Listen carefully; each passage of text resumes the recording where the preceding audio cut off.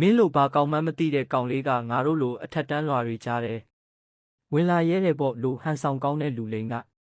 လောင်ပြောင်လိုက်တဲ့အချိန်မှာပဲမြို့ရဲ့အကြောက်ရဆုံးစီးပွားရေးလောကရဲ့ဘယင်မဟာသူမရဲ့ကဘာအဆင့်မီဇိမ်ခံကားကြီးပေါ်ကနေဆင်းလာပြီး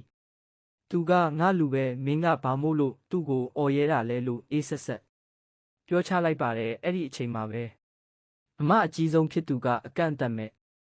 ငွေပေးချေနိုင်တဲ့ကတ်မဲကြီးကိုစပွဲပေါ်ပြစ်ချလိုက်ပြီးငါမောင်ကိုထိရဲတဲ့သူဒီမျိုးမှမရှိစေရဘူးလို့ကြေညာလိုက်ပါတယ်ဒါဟာလူတိုင်းကိုအံ့ဩမင်သက်သွားစေခဲ့တဲ့မြင်ကွင်းတစ်ခုပါပဲဒါပေမဲ့ဒီလိုအခြေအနေမျိုးဖြစ်လာဖို့အတွက်ဇလန်းကဘလို့စတင်ခဲ့တယ်လဲဆိုတာကိုအရင်ဆုံးပြန်ကြည့်ရအောင်အရာအလုံးဟာလူချန်ဆိုတဲ့လူငယ်လေးရဲ့အမှတ်မထင်အမှားတစ်ခုကနေစတင်ခဲ့တာပါ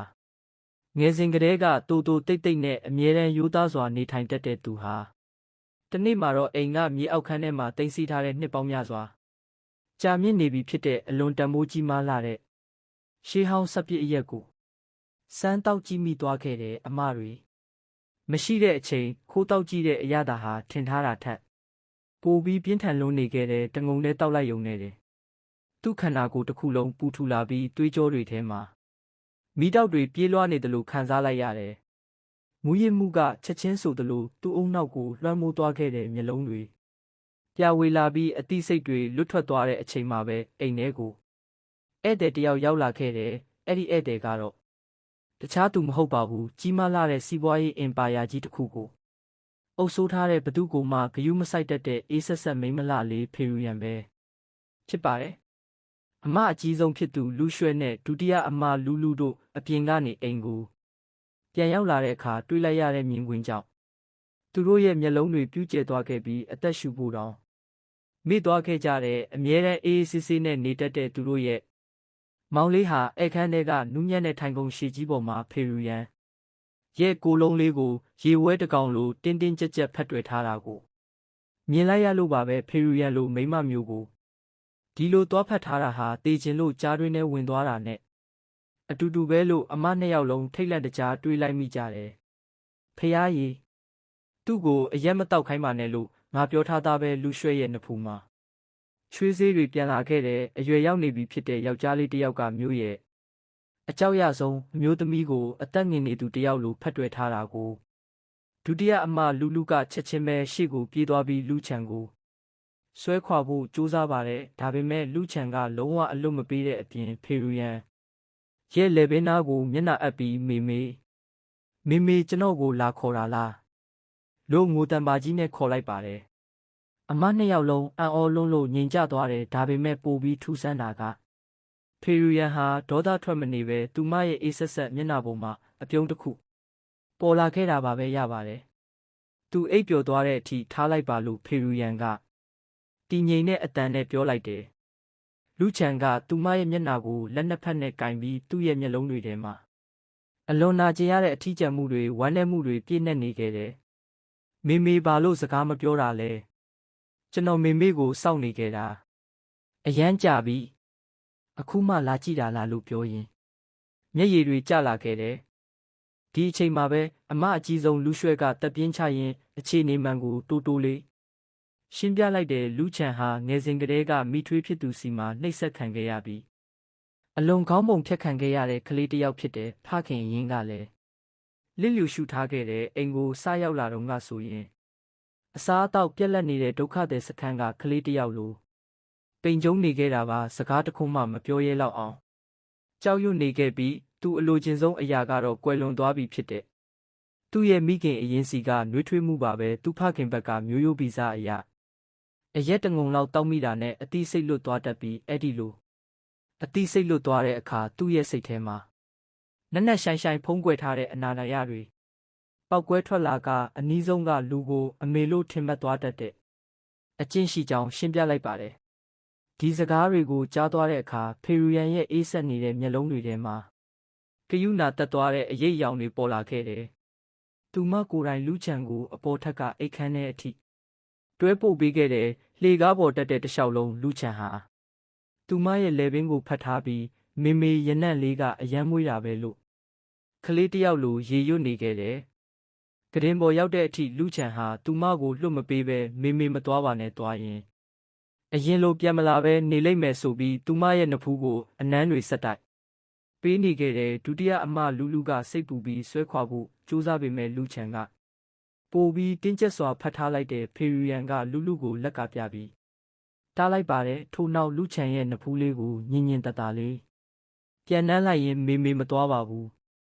လိမ္မာရဲတော့အိတ်တော်လို့ချိုသားတဲ့အတန်နဲ့တိတ်လိုက်မှပဲလူချန်တယောက်အိမ်မောကျသွားခဲ့ပါတော့တယ်ဖေရီယန်ရဲ့မျက်နှာပေါ်မှာတော့အနိုင်ရသွားတဲ့အပြုံးမျိုးထင်ဟပ်နေခဲ့တယ်မျိုးတစ်ခုလုံးကကြောက်ရွံ့ရတဲ့ဒီအမျိုးသမီးဟာဒီလိုနူးညံ့တဲ့အမူအရာမျိုးပြသလိုက်မယ်လို့ဘသူကထင်ထားခဲ့မှလဲအမဖြစ်သူတွေကတော့အခြေအနေကိုနားမလည်နိုင်အောင်ဖြစ်နေခဲ့ကြတယ်နောက်တနေ့မနက်တေးနေအောင်ကြီးကပြတင်းပေါက်ကနေဝင်လာတဲ့အချိန်မှာလူချန်တယောက်အကျောဆိုင်ရင်နိုးလာခဲ့တယ်မင်းညကတောက်ခဲ့တဲ့စပြည့်ရဲ့အရသာကိုတတိယပြီးနှက်ခမ်းတက်လိုက်မိတယ်ဒါပေမဲ့မင်းညကဘာတွေဆက်ဖြစ်ခဲ့တယ်လဲဆိုတာကိုတော့သူ့ကောင်းထဲမှာအပေါက်ရလောက်တောင်မှတ်မိမနေခဲ့ပါဘူးရေချိုးအဝတ်စားလဲပြီးပုံမှန်အတိုင်းအောက်ထပ်ကိုဆင်းလာခဲ့တယ်ထမင်းဆက်စပွဲမှာအမနှစ်ယောက်ကသူ့ကိုထူးဆန်းတဲ့အကြည့်တွေနဲ့ကြည့်နေကြတယ်လူချန်ကတော့ဘာမှမသိတဲ့ရုံးနဲ့မနှက်ခင်းပါအမတို့လို့နှုတ်ဆက်ရင်ပေါင်မုတ်တစ်ချက်ကိုကောက်ကိုက်လိုက်တယ်အဲ့ဒီအချိန်မှာပဲလှေကားပေါ်ကနေခြေတံကြားလို့မောကြည့်လိုက်တဲ့အခါဖေရီယန်ဆင်းလာတာကိုမြင်လိုက်ရတဲ့လူချန်ကပြုံးပြဖို့ပြင်လိုက်ပေမဲ့သူ့အပြုံးတွေချက်ချင်းရက်တန့်သွားခဲ့တယ်ဘာလို့လဲဆိုတော့ဖေရီယန်ရဲ့ဖြူဖွေးနေတဲ့လေပင်ပေါ်မှာအထင်းသားပေါ်လွင်နေတဲ့ခရမ်းရောင်သွားကြိုက်ရကြီးတစ်ခုကိုတွေ့လိုက်ရလို့ပါပဲအဲ့ဒီသွားကြိုက်ရကအသစ်ဆက်ဖြစ်နေပြီးဘသူကြိုက်ထားတယ်လဲဆိုတာတန်တရားဝင်စရာတော့မလိုအောင်ထင်ရှားနေခဲ့တဲ့ဖေရီယန်ကသူ့ကိုအတိတ်ပဲပါစိုက်ကြည့်လိုက်တဲ့အခါလူချန်ရဲ့ကြောရိုးတစ်လျှောက်စိတ်တက်သွားခဲ့ပါတော့တယ်ညနေပိုင်းအချိန်သို့ရောက်တော့အခါအမအကြီးဆုံးလူရွှဲကလူချန်ကိုစိတ်ကန်းစီသို့ခေါ်ဆောင်သွားခဲ့သည့်စိတ်ကန်းတွင်စိုက်ကပ်ထားသောအရာကိုမြင်လိုက်ရချိန်တွင်လူချန်တယောက်အံ့ဩလွန်၍ခြေလမ်းများပင်ရက်တန့်သွားခဲ့သည့်အလွန်ကြီးမားခမ်းနားလာသောတန်းတရာတန်စိန်ခံသင်္ဘောကြီးတစ်စီးဟာရေပြင်ထက်တွင်ခန့်ညားစွာရှိနေခဲ့သည့်သင်္ဘောကြီး၏ဘေးတစ်ဖက်တစ်ချက်စီတွင်အလွန်ကြီးမားသောအနီရောင်စာတန်းကြီးများကိုချိတ်ဆွဲထားပြီးထိုစာတန်းများပေါ်တွင်ကျုံတို့၏မောင်လေးလူချန်ကိုကာယကြန့်ခိုင်မှုစစ်ဆေးခြင်းအောင်မြင်သွားသည့်အတွက်လိုက်လဲစွာဂုဏ်ပြုပါသည်ဟုအကြီးကြီးရေးသားထားလေသည်လူချန်၏မျက်နှာတစ်ခုလုံးနီရဲသွားခဲ့သည့်တက္ကသိုလ်ဝင်ခွင့်စာမေးပွဲကြီးကိုထိတ်ဆုံးကအောင်မြင်ခဲ့သည့်တိုင်အောင်ဤမျှလောက်ကြီးကျယ်ခမ်းနားစွာကျင်းပလေးမရှိကြပေယခုမူတာမန်ကိုကာယကြန့်ခိုင်မှုစစ်ဆေးခြင်းလေးတစ်ခုအောင်မြင်ုံများဖြင့်ဤမျှလောက်ငွေကုန်ကြေးကြခံကပွဲကြီးပွဲကောင်းလှုပ်ပေးနေခြင်းမှာလွန်နေသည်ဟုသူခံစားလိုက်ရသည်အမကြီးကျွန်တော်အိမ်ပြန်လို့ရမလားဟင်ဟုလူချန်ကရှက်ရွံ့စွာမေးလိုက်သည်လူရွှဲကပြုံးရရင်သူ၏ခေါင်းလေးကိုပုတ်တက်ကမောင်းလေးပျော်ဖို့ကအရေးကြီးဆုံးပဲဘာမှစိတ်ဖိစီးမနေနဲ့ဟုချုံမော်ပြောဆိုခဲ့သည်ဇိမ်ခံသင်္ဘောကြီးအတွင်းသို့ဝင်ရောက်သွားချိန်တွင်တော့အတွင်းပိုင်းအပြင်အစင်များဟာငွေနောက်ပြီးအာနာဟုသောစကလုံးများကိုအော်ဟစ်ပြသနေတောင်ထဲဝါလွန်လာသည့်အလဲဗဟိုရှိဧကမ်းမဆောင်တွင်ဒုတိယအမလူကသူမ၏ချစ်သူရည်စားဖြစ်သူဝမ်ဟိုင်ယန်ဆိုသည့်လူရွယ်နှင့်အတူထိုင်နေသည့်ထိုလူရွယ်၏အတွင်ပြင်မှာကြွက်သားများအပြည့်အမောက်ဖြင့်တောင့်တင်းတန်မာပြီးရုပ်ရည်တန့်ပြန့်သူတဦးဖြစ်သည်သို့သောလူချန်၏အာယုန်ထဲတွင်ထိုလူ၏အပြုံးများနောက်ွယ်၌ဖုံးကွယ်ထားသောမကောင်းသည့်အငွေ့သက်တစ်ခုကိုမတိမတာခံစားလိုက်ရသည်သူတို့နှင့်မလန့်မကန်းတွင်တော့စီးပွားရေးဘုရင်မဖေရီယန်ကအလွန်တက်တောင့်တက်တာရှိသောကိုဟန်ဖြင့်ထိုင်နေခဲ့သည့်လူချန်ဝင်လာသည်ကိုမြင်သည်နှင့်ဖေရီယန်ကဖြင်းညင်းစွာမတ်တက်ရက်လိုက်ပြီးသူမ၏ရှည်လျားသောစပင်များကိုနောက်သို့လှန်ချလိုက်သည်ထိုအချိန်တွင်သူမ၏ဖြူဖွေးဝင်းမှုနေသောလေပင်ပေါ်ရှိခရမ်းရောင်သွားကြိုက်ရာကြီးဟာ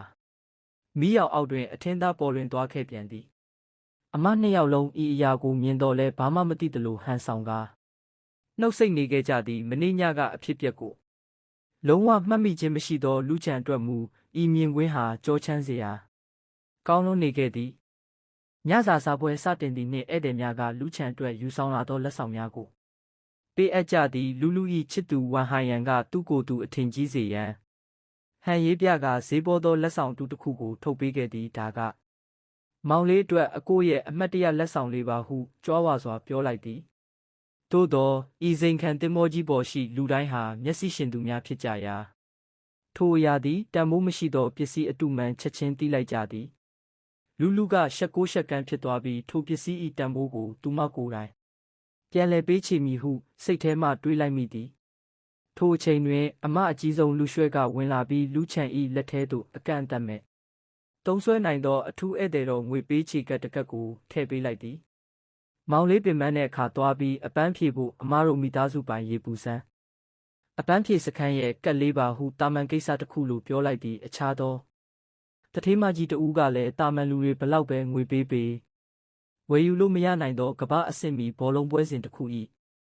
အထူးဂုဏ်ထူးဆောင်လက်မှတ်များကိုလက်ဆောင်ဖြစ်ပေးအပ်ခဲ့သည်ဤမြင်ကွင်းကိုကြည့်ရင်ဝမ်ဟိုင်ယန်၏မျက်နှာဟာမဲမောင်သွားခဲ့သည်သူကိုယ်တိုင်မှလူ၏ငွေကြေးထောက်ပံ့မှုဖြင့်ရက်တည်နေရသူတဦးဖြစ်ပြီးဤနေရာရှိလူများရှိတွင်သူဟာမြက်ခင်းထဲကပိုးကောင်လေးတစ်ကောင်မျှသာဖြစ်ကြောင်းနားလည်သွားသည်ပို၍ဆိုးသည်မှာဤအလွန်ချမ်းသာလာသောအမျိုးသမီးများအလုံး၏အာယုံဆိုင်မှုဗဟိုချက်မှာအသက်20ဝန်းကျင်သာရှိသေးသည့်လူချန်ဖြစ်နေခြင်းပင်ဖြစ်သည့်အမျိုးသမီးတိုင်းကလူချန်ကိုဝိုင်းဝန်းဂရုစိုက်နေကြပြီးအဆက်အသွယ်ပြုလုပ်ရန်ဖုန်းနံပါတ်များပင်တောင်းဆိုနေကြသည့်ဝမ်ဟိုင်ယန်၏ရင်ထဲတွင်မနာလိုမှုမိတောက်များပြင်းထန်စွာတောက်လောင်လာခဲ့သည်မနာလိုမှုများကိုဖုံးကွယ်ရင်းဝမ်ဟိုင်ယန်ကလူချန်ကိုအနိုင်ကျင့်ရန်အကြံထုတ်လေတော့သည်လူချန်ကယဉ်ကျေးစွာဖြင့်အကိုဟိုင်ယန်ဘာစားခြင်းလဲဟင်ကျွန်တော်သွားယူပေးမယ်ဟုမေးလိုက်သောအခါဝမ်ဟိုင်ယန်ကခက်မာမလေးတန်းဖြင့်ငါမှာခြေလက်အကောင်းကြီးတွေရှိတယ်စားခြင်းရင်ကိုဟာကိုယူစားတတ်တယ်တချို့လူတွေလိုအရာရာကိုကိုအမရေစီကကြီးပဲအခွင့်အရေးယူမိခိုးနေတဲ့သူမဟုတ်ဘူးဟုရည်တဲ့ပြောချလိုက်ပြီးထို့နောက်လူကိုကြည့်ကာမင်းလဲသိတာပဲငါကခန္ဓာကိုယ်အလှပြိုင်ပွဲဝင်မလို့အစားအသောက်ကိုတင်းတင်းကြပ်ကြပ်ထိန်းချုပ်ထားရတာဘာမှရှောက်စားလို့မရဘူးဟုစင်ကြေပေးလိုက်သည်ဤစကားကြောင့်လူချန်မှာအနှဲငယ်ကြောင်အံ့ဖြစ်သွားခဲ့သည်သူဟာလူမှုဆက်ဆံရေးတွင်တိတ်မကျွမ်းကျင်တော့လဲဤလူ၏စကားများနောက်ွယ်ရှိရန်လိုမှုကိုတော့ရှင်းလင်းစွာခံစားလိုက်ရသည်ဒီလူကအပေါ်ယံမှာတော့ရင်ကျေးချင်အောင်စောင့်နေပြီးနောက်ွယ်မှာတော့ငါကိုအထင်သေးတဲ့စကားတွေပြောနေပါလားမျက်နှာဖုံးစွတ်လူလိမ့်မဲဟုလူချန်စိတ်ထဲမှကောက်ချက်ချလိုက်သည်ထိုအချိန်တွင်ဝမ်ဟိုင်ယန်၏မျက်လုံးထဲတွင်အကြံပတ်ဆက်တစ်ခုပေါ်လာခဲ့သည်လူချန်အကိုကအရက်နည်းနည်းမူးနေလို့မျက်လုံးလဲတိတ်မမြင်ရတော့ဘူးအပြင်ဘက်လေသာဆောင်မှာဖေရူရန်ရဲ့တငယ်ချင်းတယောက်ထိခိုက်ဒဏ်ရာရထားလို့အကူအညီတောင်းနေတယ်မင်းတွားကြည့်ပေးပါလားဟုလိန်ညာပြောဆိုလိုက်သည်သူ၏ရည်ရွယ်ချက်မှာလူချန်ကိုပွဲထဲမှဖယ်ထုတ်လိုက်ပြီးအခြားသူများရှေ့တွင်အဆက်ကွဲစေရန်ထောင်ချောက်ဆင်ခြင်းဖြစ်သည်လူချန်ကအမဖြစ်သူ၏ချစ်သူကိုအယုံကြည်မရှိတော့တော်လဲဒဏ်ရာရထားသူရှိသည်ဆိုသဖြင့်စေးတစ်တာကိုယူကာအပြင်ဘက်လေသာဆောင်သို့ထွက်လာခဲ့သည်တင်းမောပြင်ပရှိအေးစိမ်သောပင်လယ်လေပြေများကလူချန်၏မျက်နှာကိုလာရောက်ရိုက်ခတ်နေသည်သို့သောလေသာဆောင်တွင်ဒဏ်ရာရနေသူတဦးမျှမရှိပေထိုအစားမီးအောင်မိတ်အောက်တွင်အလွန်လှပပြီးအန္တရာယ်ငွေ့များတင်းပြတ်နေသည်အမျိုးသမီးတဦးသာမတ်တရက်နေခဲ့သည်ငါရဲ့အသက်ကယ်ရှင်လေးကိုစောင့်နေတာမင်းကအရန်အေးဆေးနေတာပဲကိုအေးဆက်တော်လဲဆွဲဆောင်မှုအပြည့်ပါသောထိုအတန်ပိုင်ရှင်မှာတခြားသူမဟုတ်ပါစီးပွားရေးဘရင်မှဖေရူရန်ပင်ဖြစ်နေပါတော့သည်ဝမ်ဟိုင်ယန်ဆင်ထားသောထောင်ချောက်သည်လူချန်ကိုအဆက်ကွဲစေရန်မဟုတ်ပဲလူချန်အကြောက်ဆုံးဖြစ်သောဤအမျိုးသမီး၏လက်တွင်းသို့တက်တက်မတ်မတ်ပို့ဆောင်ပေးလိုက်ခြင်းပင်ဖြစ်ကြောင်းလူချန်တယောက်